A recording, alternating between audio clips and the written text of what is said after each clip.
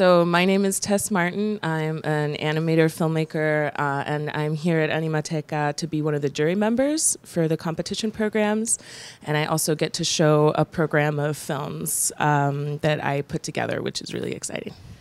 As an artist, you are constantly experimenting. Is it a need for the experiment itself, or is the pursuit for the final and stable in the stylistics? Yeah, that's an interesting question. I think it more comes from a need to experiment, because I think that in my case, there isn't necessarily one type of style that I'm searching for.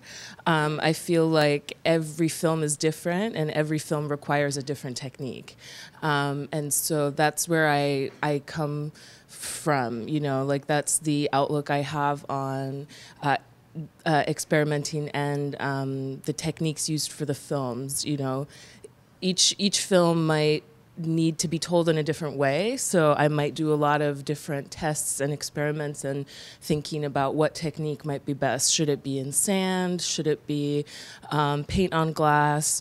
Should it be cutouts? You know, what are the conceptual reasons behind that technique, and what can that technique bring to the story that maybe a different technique can't? So each film is different, I think. Most recently, the techniques I've been using have been cutouts, which is interesting because I started with cutouts, but then I didn't use cutouts for a long time. But then I most recently made a film with cutouts earlier this year. But I've also been doing a lot of paint on glass, marker on glass, and ink on glass. So actually the last thing I made was a music video using ink and water on glass. So right now, I'm probably most comfortable with that, but ask me again in a year and it might be a different one. You're an American person living and working in Europe, so I would like you to maybe compare the condition of artistic independent animation in the States and in Europe, and perhaps not only the condition of animation itself, but also the environment, I mean the community. Mm-hmm. Yeah, I mean, that's something I've been learning a lot about since moving back to Europe. I mean, this is the first time I've lived in Europe as a grown-up, you know, who wasn't in school. So it's been a great learning experience, you know, learning what type of animators are working here and what type of work they do. And I can really only speak about the Netherlands because that's where I'm living right now. Though, of course, I get the feeling of other places, but I would say the Netherlands is probably not the most active place for independent personal animation. There's a lot of really talented animators there, but most of them tend to work mostly commercially. And especially since the arts funding has been cut over the past few years. There's still some funding, but it's really competitive, and the artists aren't as used to finding alternate ways of getting funding, and they aren't as used to maybe going ahead and making the movie anyway without funding, which in America people are very used to. So I think there's a little bit of a difference in attitude, perhaps, towards personal work, at least comparing the Seattle area, which is where I was living before, and the Netherlands. Seattle has a small but active community of independent animators who make primarily personal work. So even though it's a smaller community, I mean, there's maybe only 10 or 12 animators. It's really nice. You know, it's active. People are making work all the time.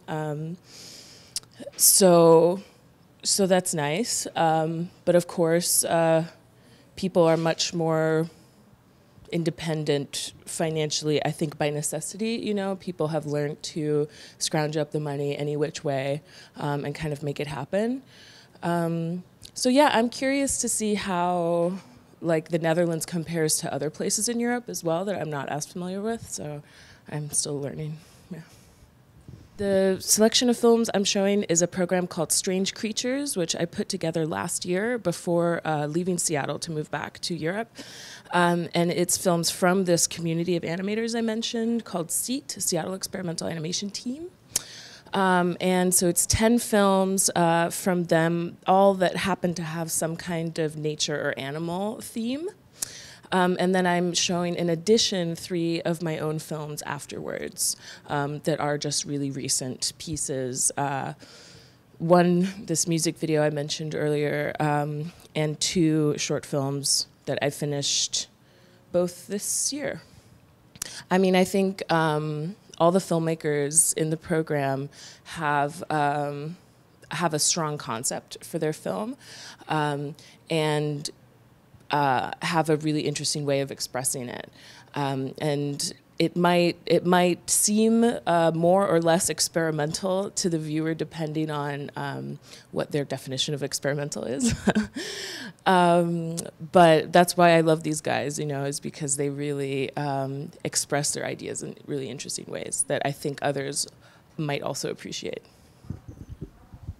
Since the films are kind of experimental and hence they are pretty charismatic for the regular viewer, and at the same time they are the ecological environmental message is quite strong. I would like to ask you if you think that this kind of medium, experimental animation, can actually bring some change to the world. Yeah, good question. I mean, I would like to think so. Of course. I mean, I think anyone who makes art likes to think that it makes a difference. But it's hard. I mean, you know, at the end of the day, we do work in independent animation. It's a pretty niche art form, you know, and especially the type of work we do that's not necessarily Disney. It's not necessarily for a broad audience, you know. It may not actually reach as many people as Disney might, sadly, which I think is a great shame, which is why I'm putting together the programs and showing them. But I think animation is special. And I think especially handmade stuff has it's really easy to connect with it. So I think when people do get the opportunity to see it, I think it can make a difference. I don't know if it does, but I think it can. And so we'll see, I suppose. I would like to also ask you about one of the films from your program, but not your film, but the legendary Bruce Bickford, the legendary claymation artist. But this film is a drone animation. Could you tell us a little bit about the story behind this film? Yeah, so Bruce lives outside Seattle. He's, you know, born and raised Seattleite, and he spends all his time animating, and he is more well known for the clay stuff. And he still has a clay film that hasn't been released yet called Castle, which should be out soon, I hope. But he's actually been working with pencil, I'd say, for the last at least 10 to 15 years. I think it's because he started developing like a mild allergy to the clay after so many years of working with it, and the pencil is just a lot healthier for him. So yeah, he just sits with his light box and his paper and his pencil and just animates all day. And this film is called Excerpt from Dream of a Beatnik Poet, and it's an excerpt because basically the whole film is in boxes and it needs to be photographed, you know, precisely. And Bruce hasn't arranged for that to happen yet. So me and a couple other people over some time managed to get this together. We managed to get this portion digitized and make the soundtrack for it. Because it's amazing. Hopefully the rest of it will also get out pretty soon. There's various people that are trying to make that happen, but it's a big job, as you can imagine. So that's why it's an excerpt from the movie. And the movie itself is very in keeping with Bruce's work. If you're familiar with Bruce's clay work, there's a lot happening on the screen. But I prefer his pencil work to his clay work, because the pencil work, I feel like, is a lot less overwhelming. Because even though there's so much happening, because it's just black, thin line on white paper, it's a lot easier to concentrate on different things that are happening, and it feels a bit more accessible. So I'm really happy to have it in the program and to help more people discover Bruce. I'm super impressed to see so many filmmakers here.